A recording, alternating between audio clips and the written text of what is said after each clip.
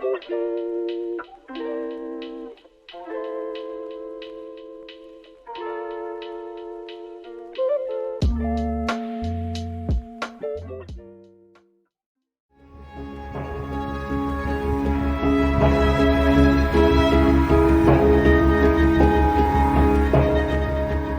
is behind the attempted murder of Vice President Cristina Kirchner?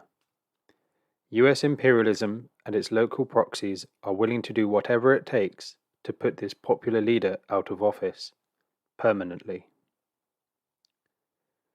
On the evening of the 1st of September, TV viewers in Argentina were horrified by a scene in which a weapon was pointed and triggered in the face of Vice President Cristina Fernández de Kirchner. Although it was later confirmed that the gun had been loaded and ready to fire, the bullet failed to detonate, which was considered a miracle.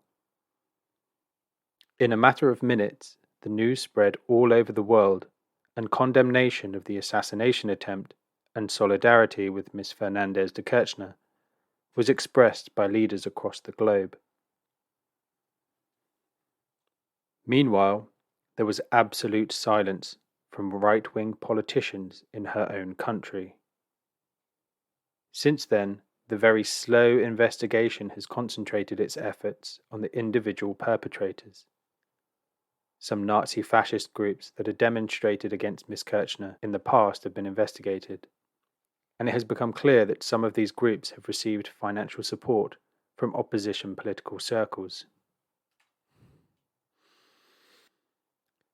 While the investigators are reluctant to pinpoint those masterminding the murder attempt, the predominant explanation has been that a hateful right-wing discourse, amplified by the mainstream media, paved the way for the assassination attempt. A subservient or an independent Argentina. But although hate speech has played a role, this is only the tip of the iceberg of a greater conflict.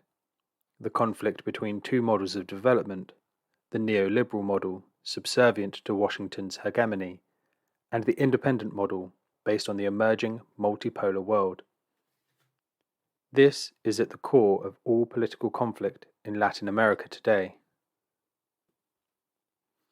Ms. Kirchner is a popular leader in Argentina and was president of the country during two previous periods, 2007 to 2011, and 2011 to 2015, following the presidency of her husband, Nestor Kirchner, 2003 to 2007. During the Kirchner period, Argentina's economy grew significantly. Unemployment levels fell. The country paid off its foreign debt, which had been defaulted on in 2001 by a previous government, including its debt to the IMF, and renationalized some of the companies that had been privatized during the neoliberal years, 1989 to 2001, the most significant of these being the National Oil Company, YPF. In social terms, poverty levels dropped, various social plans to benefit poor families were implemented, and private pension schemes were abolished and replaced by a national system that extended pensions to housewives and all the country's elderly.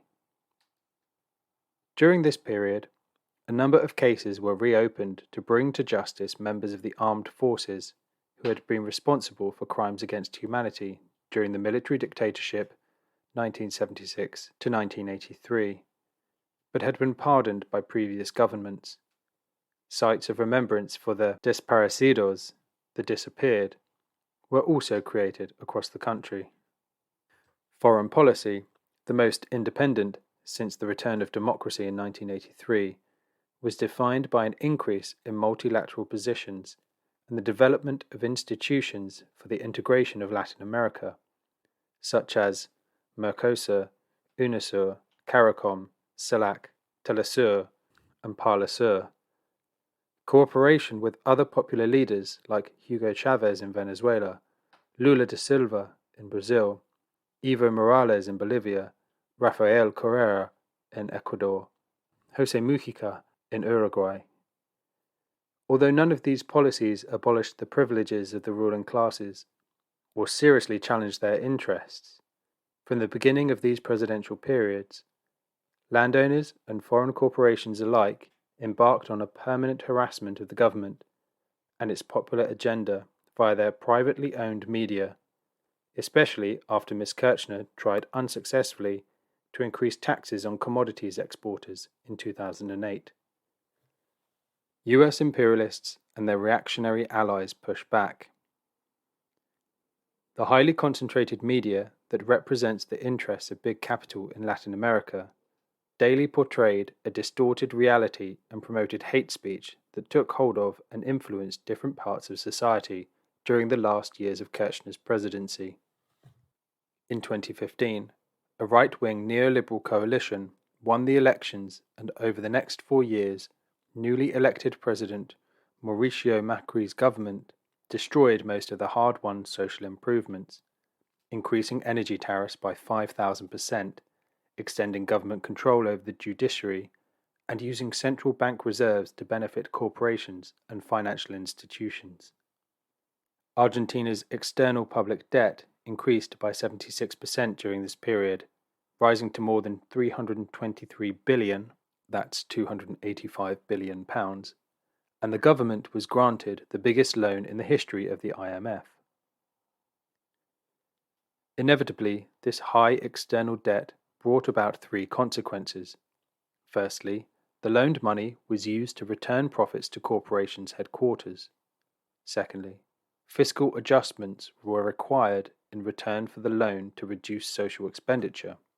And thirdly, strong conditions were put in place against any independent foreign policy.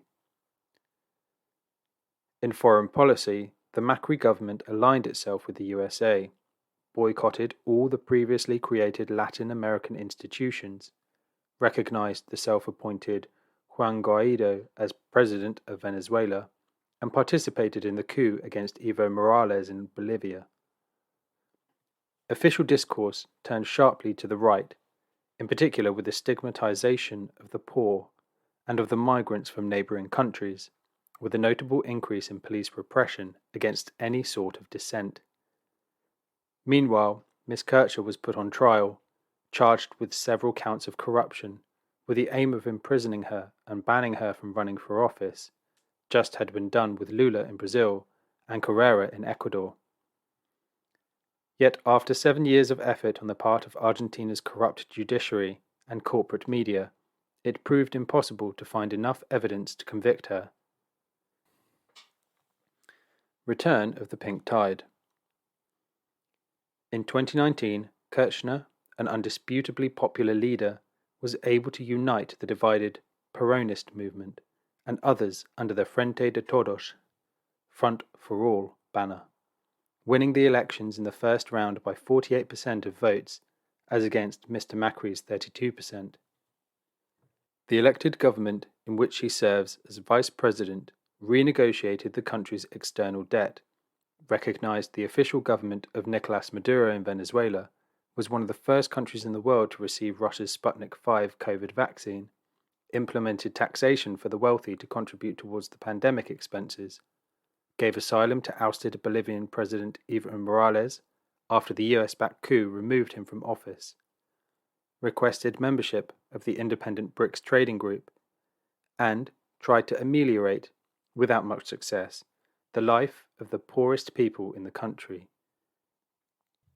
But despite the best of intentions, the limits imposed by the IMF, the coercion from Washington to abandon any independent foreign policy, and the pressure from the big food producers to obtain international prices in the internal market, all generated increased inflation and frustrated the implementation of many of the government's policies, so that today Kirchner's cabinet finds itself lost in its own maze.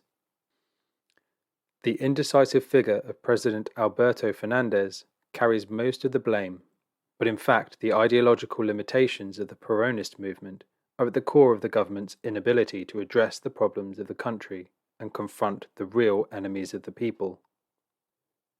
In this context, support for Ms. Kirchner from the popular movements has increased. Some support her in the hope that she could develop more progressive policies than the current ones. Some in the hope that a Kirchner leadership could unite the disunited movement again, some in the hope that she will lead the movement in the next elections, and millions in the hope of not returning to the neoliberal policies of the past. Meanwhile, the neoliberals and right-wing circles, backed by US imperialism and aware of this growing wave of support, are looking for any way to keep Ms. Kirchner out of office permanently.